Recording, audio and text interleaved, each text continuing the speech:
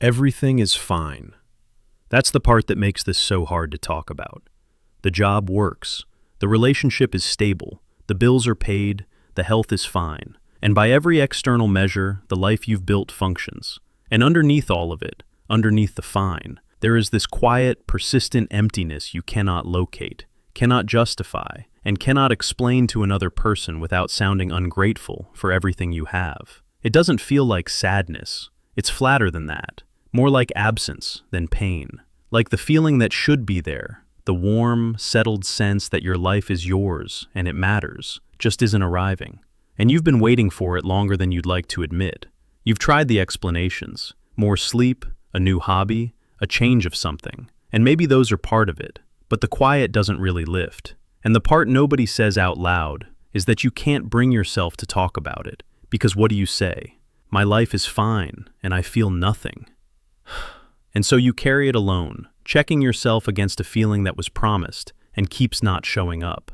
That feeling has a name, and once you understand what's actually happening, the whole experience begins to make a completely different kind of sense. Let's start with the promise, because to understand why this happens, you first have to understand what the culture told you would prevent it.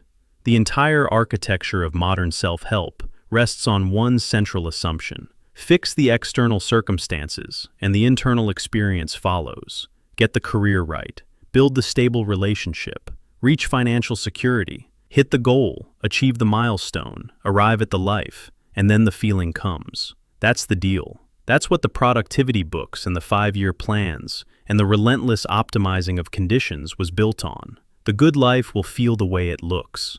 And so the person who actually builds that life, who does the work, reaches the targets, assembles the version of things they were told to want, and then doesn't feel what they expected to feel, finds themselves in a position that is almost impossible to speak. They can't explain it without sounding like they're complaining about good problems. They can't justify it because by every visible measure, nothing is wrong. And so they go quiet about it. They tell people they're fine, and they mean it in the practical sense, while privately wondering if something in them is broken, that the feeling they're supposed to have still hasn't arrived. But here's what nobody tells you. The feeling was never going to arrive from the outside. And the reason why is one of the most consistent findings in psychological research. The word for what they're experiencing is anhedonia. Anhedonia, from the Greek meaning without pleasure, describes the reduced capacity to feel reward, satisfaction, or emotional resonance even in circumstances that objectively warrant it. It is not sadness. It is not numbness exactly. It is the specific muting of the signal between experience and feeling. The place where something good happens and the corresponding inner shift either doesn't come or arrives so briefly it barely registers before the quiet returns. And the research that explains why this happens points to something most people are never told about how the brain actually responds to achieving the things it wants. Stay with me, because this is where it becomes specific. Picture this. You spent years working towards something, a role you wanted, a relationship that finally worked, a version of stability you'd been building towards since your mid-20s. The moment arrives, and you wait for the feeling, the deep, warm sense of arrival you'd been imagining carrying you forward for years. Something comes, something that resembles relief, maybe even happiness. And then, within weeks, sometimes days, the baseline returns. The same quiet, the same low-grade flatness underneath the functional life, the same waiting room. And you look at everything you built and ask yourself, very quietly, what is wrong with you that you cannot simply feel good about it? What's happening in that moment has a name. Psychologists call it hedonic adaptation. The brain has a remarkable, and in this context, deeply inconvenient, ability to return to its emotional baseline after virtually any change in external circumstances, positive or negative. The relief of achieving something and the pain of losing something are both temporary. The brain recalibrates, and if your baseline runs quiet, no arrangement of external conditions can move it. Not permanently, not sustainably, not in the way the self-help promise implied it would.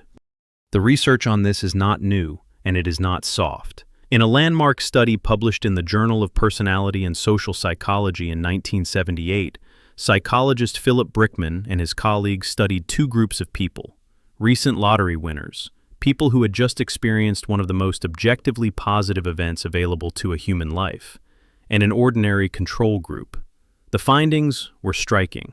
Within approximately 1 year, the lottery winners reported almost identical levels of happiness and life satisfaction to the control group.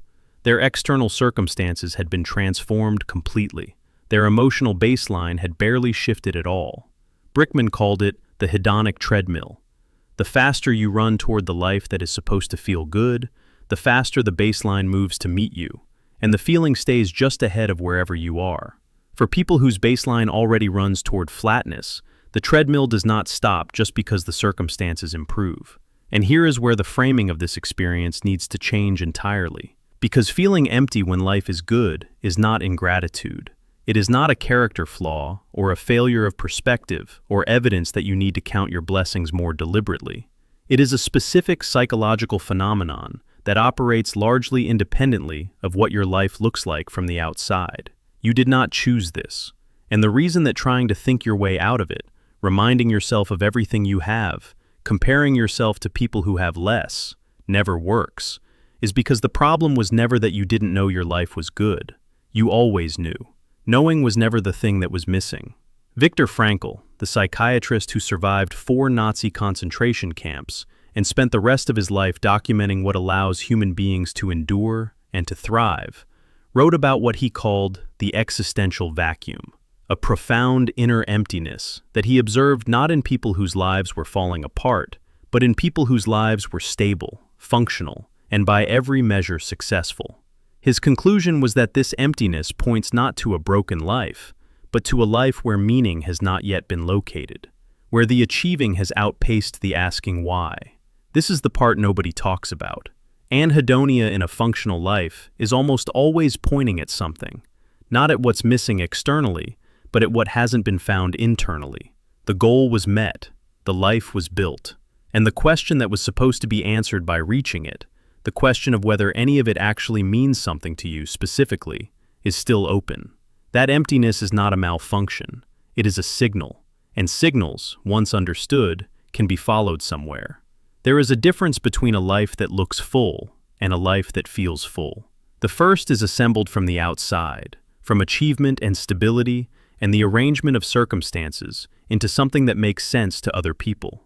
Most people spend the better part of their 20s and 30s building this version, because it was the one that was explained to them, and the structure is real, the effort was real, none of it was wasted, but the feeling, the actual quiet, sustained sense that your life belongs to you and carries weight, doesn't live in the structure, it lives somewhere beneath it, in the things that don't need to be performed or explained or justified to anyone, in the reasons so specific to you that they couldn't have been handed to you by anyone else. The emptiness is not the absence of a good life. It is the beginning of the right question. If this names something you have been carrying for a long time without knowing what to call it, hit subscribe. There are a lot more videos here about the things that happen inside people that almost never get said out loud. And if this one landed, you'll want this next. The psychology of people who always feel behind in life. The specific anxiety of watching everyone else appear to hit their milestones on schedule, while your own life feels one step behind where it should be, and what the research actually says about where that feeling comes from. That video is right here.